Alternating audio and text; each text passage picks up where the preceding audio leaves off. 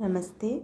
मैं डॉक्टर कुंजन गर्ग, सहायक आचार्य, राजकीय महाविद्यालय गंगापुर सिटी, कोटा विश्वविद्यालय कोटा द्वारा संस्कृत विषय के BA पाठ प्रथम के प्रथम पत्र में कुमार संभव पंचम सर्ग पुस्तक निर्धारित है। इसके 10 श्लोक हम पूर्व की कक्षा में पढ़ चुके हैं।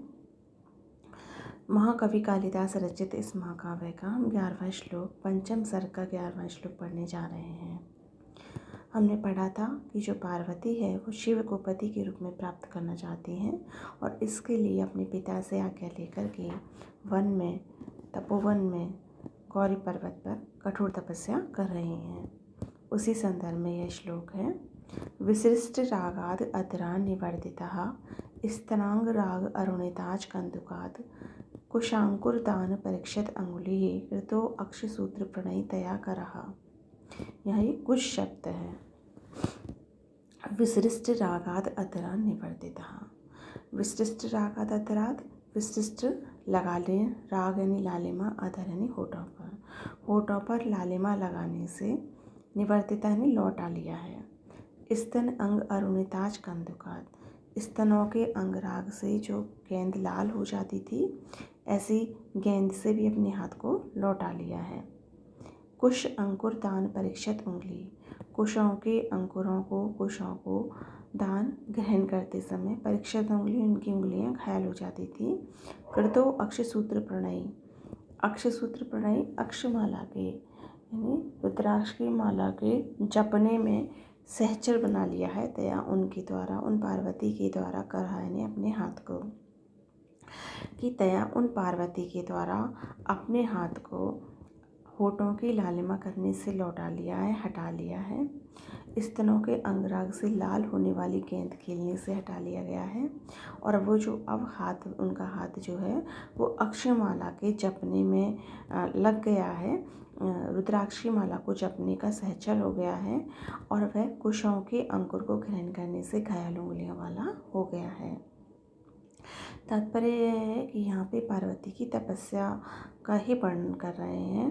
कवि कह रहा है कि उन्होंने अब श्रृंगार करना छोड़ दिया है, उन्होंने खेलना छोड़ दिया है, अब उन्होंने तपस्या में वो पूरी तरह से जुट गई हैं और अब उनका हाथ माला जपता रहता है और कुशों को ग्रहण करने से उनकी उंगलियां घायल हो जाती हैं। कुश का प्रयोग कुशासन वगैरह बनाने में, यज्ञ आदि में कुशासन आदि के कार्य के लिए किया जाता है कुशों का प्रयोग। इसलिए इस प्रकार पार्वती ने अपने हाथ को उन सब कार्यों से रोक करके तपोवन या तपस्या के कार्य में ही लगा लिया है।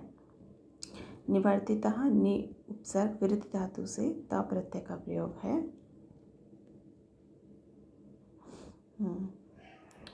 आगे हम देखते हैं। महारह शय्या परिवर्तन च्युतहि स्वकेश पुष्पैः या स्म दूयते अशीत सा बाहुलता उपधायिनी निषेधुषि स्तंडिलेव केवले।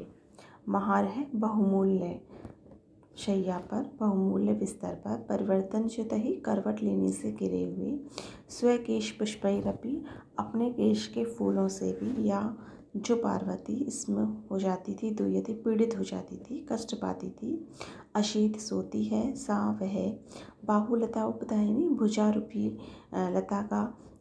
लता का तकिया बना करके, निषेधुषि बैठी बैठी ही, स्थंडिल एवं जमीन पर ही, भूमि पर ही, केवल।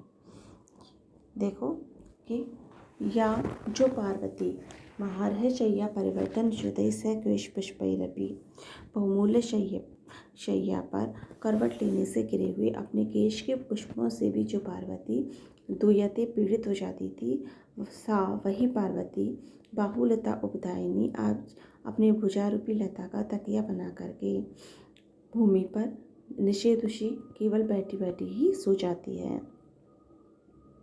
तो यहाँ पे यही बताया है कि पार्वती ने सारे सुख भोग को त्याग दिया है और पूरी तरह से वो तपस्या में लीन हो गई हैं, एक तापसी जीवन व्यतीत कर रही हैं। बाहुलता प्लस उपधायिनी गुण संधि का प्रयोग है यहाँ।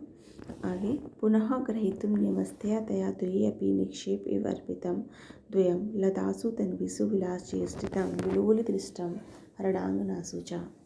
पुनः दोबारा ग्रहीतुम ग्रहण करने के लिए नियमस्थया नियम में स्थिततया उन पार्वती के द्वारा द्वय अपि दोनों पर भी निक्षेप एवं मानो धरोहर के समान अर्पितम द्वयम दोनों को अर्पित कर दिया है। लतासु तन्वीषु तन्वी लताओं पर क्षीण दुबली पतली लताओं पर विलासचेष्टितम विलासयुक्त चेष्टाओं को विलोल दृष्टम चंचल दृष्टि को हरिणांगनासु हिरणों पर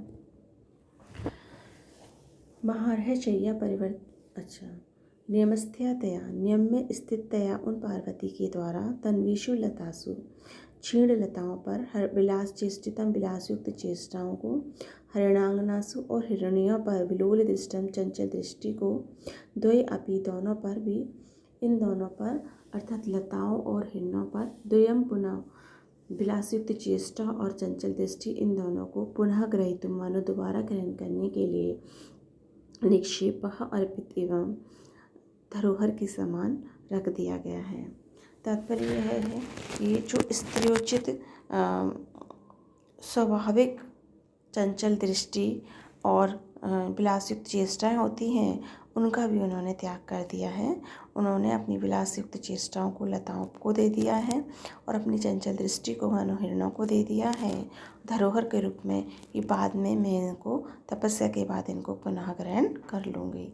इस भाव से उत्प्रेक्ष अलंकार का प्रयोग किया गया है। जहाँ पर भी श्लोक में अर्थ करते समय मानो ऐसा प्रतीत होता है लगता है इस प्रकार के शब्दों का प्रयोग होता है वहाँ पे उत्प्रेक्ष अलंकार होता है।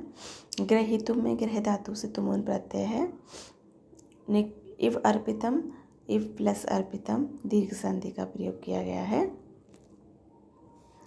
आगे देखते हैं हम अतंद्रिता सा स्वयं वृक्षकान घट स्तन प्रसरवणै विवर्त्यत कुहु अपि येषां प्रथम आप्तजन्मनाम न पुत्र वात्सल्यम अपाकरिष्यति। अतंद्रिता आलस्य रहित होकर के सा वह स्वयं ही वृक्षकान छोटे छोटे वृक्षों को छोटे छोटे पौधों को घट स्तन प्रसरवणै घट रूपी स्तनों के दूध रूपी जल से विवर्तित उसने उनका सींच कर पालन पोषण किया है। गुहा अपि कार्तिकेय भी ये शाम जिनके प्रथम आप्त जन्म नाम पहले प्राप्त जन्म वालों के ना नहीं पुत्र वात्सल्यम पुत्र प्रेम को अपाकरिष्यति दूर कर सकेंगे। देखिए अतंद्रिता सा स्वयं ही अतंद्रिता सती और वह पार्वती स्वयं ही आलस्य रहित होकर के वृक्षकान घट स्तन प्रसरवण ही विवर्तियत छोटे छोटे पौधों को घट रूपी स्तनों के दूध रूपी जल से सींच कर उनको उन्होंने बड़ा किया है। गुहा अपि कार्तिकेय भी प्रथम आप्त जन्म नाम ये शाम पहले प्राप्त जन्म वाले जिनके प्रति पुत्र वात्सल्य को पार्वती के पुत्र प्रेम को न अपाकरिष्यति दूर कर सकेंगे। तात्पर्य यह है कि उनके तपोवन के जो पौधे हैं उनको उन्होंने पुत्र के समान भाव से जल से सींच के बड़ा किया है। और कार्तिकेय जो बाद में जन्म लेंगे कवि की कल्पना है कि जो कार्तिकेय भी इनके प्रति पार्वती का जो पुत्र प्रेम है उसको दूर नहीं कर सकते उसको कम नहीं कर सकेंगे। गुहा प्लस अपि पूर्व रूप संधि का प्रयोग किया गया है यहाँ। अगला श्लोक है अरण्य बीज अंजलि दान लालिता तथा च तस्याम हरणा विश्वसिषु यथा तदीयै नयनै कुतूहलात् पुरः सखीनाम अमिमित लोचने। अरण्य बीज अंजलि दान लालिता जंगली बीजों को मुट्ठी भर भर करके दान करने से पालन पोषण किए गए तथा उस प्रकार से च और तस्याम उस पार्वती पर हरणा हिरण विशस्वसु विश्वास करने लगे। यथा जैसे तदीयै नयनै उन पार्वती की नेत्रों से कुतूहलात कौतूहलवश पुरः सामने सखियों के अमिमित नापने लगी लोचनी नेत्रों। देखिए अरण्य बीज अंजलि दान लालिता हरिणा जंगली बीजों के द्वारा मुट्ठी भर के दे करके जो पालन पोषण किए गए हिरण थे तस्याम तथा विशस्वसु वो उन पार्वती पर उतना विश्वास करने लगे यथा जैसे कुतूहलवश जिज्ञासावश तदीयै नयनै उन हिरणों के नेत्रों से पुरा सामने सखी नाम लोचने अमित, वो अपनी सखियों के नेत्रों को नापा करती थी। तात्पर्य यह है कि वहाँ पे मनोरंजन का कोई साधन तो था नहीं। तो ये है कि जो पार्वती थी, जिन हिरणों को उन्होंने अपने मतलब मुट्ठी भर जंगली धान से पालन पोषण किया था, वो उन हिरणों से, वो हिरण इतने विश्वासयुक्त हो गए थे, वो पार्वती से इतना प्रेम करने लगे थे कि वो उन हिरणों के नेत्रों से अपनी सखियों के नेत्रों को नापा करती थी।